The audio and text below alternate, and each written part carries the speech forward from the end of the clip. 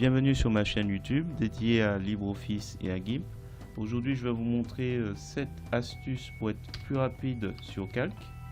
Donc là, comme vous pouvez le remarquer, je me déplace assez vite alors qu'il y a beaucoup d'éléments. Voilà, où je sélectionne assez vite. Donc l'idée c'est de vous faire un petit tour d'horizon. Donc si vous avez apprécié cette vidéo à la fin, n'hésitez surtout pas à me mettre un pouce vers le haut pour que ma chaîne puisse monter en visionnage. Alors pour commencer, pour vous montrer un peu les astuces pour être rapide sur Calc, donc je commence à faire une fiche. J'ai téléchargé les communes nouvelles sur le site data.gouv.fr. Donc le voici. Donc quand on l'ouvre, il demande le jeu de caractères. Donc il faut bien choisir le bon jeu, il faut regarder un peu ce que c'est. En général c'est UF8. Si vous avez d'autres jeux de caractères style, je sais pas moi, voilà, il faut observer un peu ce que ça donne. Là ça donne pas au niveau de tout ce qui est accentué un bon caractère. Donc, en général c'est UF8. Ensuite le séparateur en général c'est le point virgule ou des fois la tabulation. Donc là ça a l'air correct. Il faudra peut-être des fois spécifier des colonnes dates. Ça peut être intéressant. Donc il faut sélectionner et puis mettre le bon type de colonne. Donc là c'est bon. J'ouvre. Alors voilà donc un fichier CSV.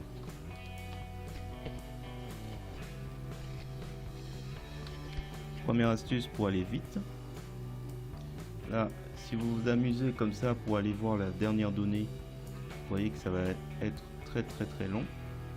Donc l'astuce, je n'irai pas jusqu'au bout.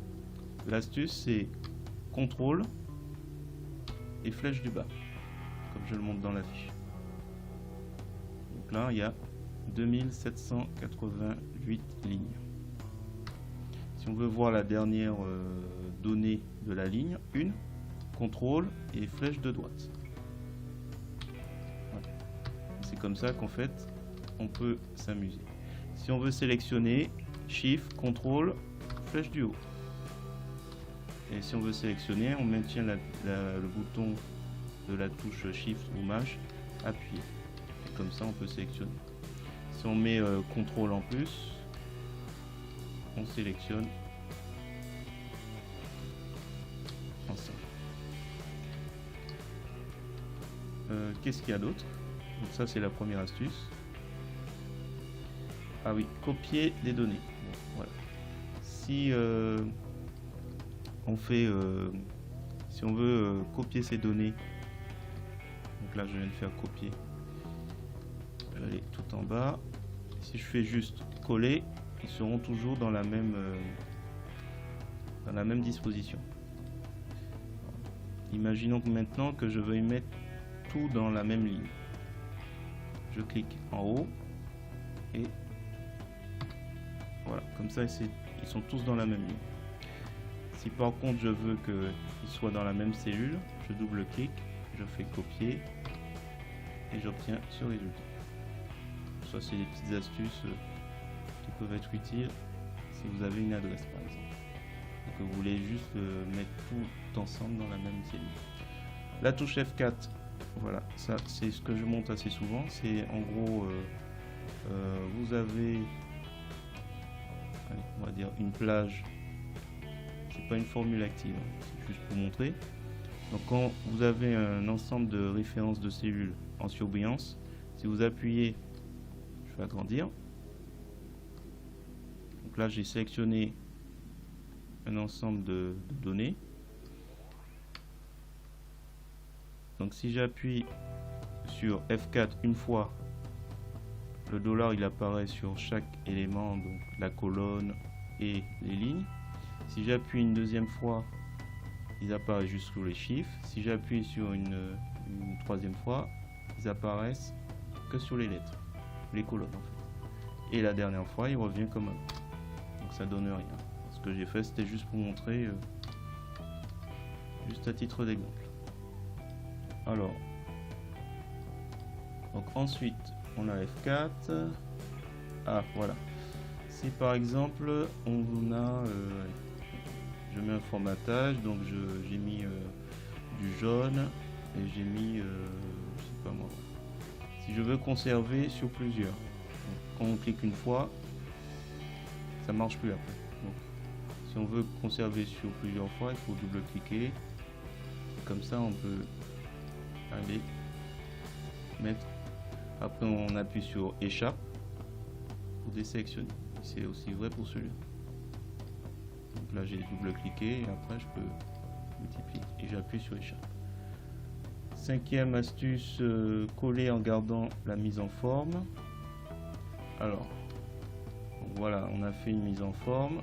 On veut garder ça. Plutôt que faire, donc on fait copier et on va par exemple dans un nouveau document Writer. Il faut aller, soit vous avez le choix, soit vous cliquez sur le petit onglet qui est juste à côté et vous cliquez sur bitmap. Vous voulez pas que ce soit modifié, ou alors vous allez dans collage spécial. Vous avez le choix. Vous pouvez utiliser le classeur aussi. L'avantage de ce système, c'est que l'avantage et l'inconvénient, c'est que après la personne elle peut modifier ce que vous avez mis. Donc soit vous utilisez bitmap, soit vous utilisez GDI. Là, il n'est pas possible de modifier. Voilà. Soit vous utilisez en gros des formules, des formats images dans votre document Writer ou tout autre document. Ça peut être Impress ou autre. Alors, les en-têtes. La répétition des en-têtes, c'est simple. Donc, on va voir l'aperçu. Mieux que ça, je vais dans affichage, saut de page. On voit un peu mieux. On voit un découpage donc en nombre de pages.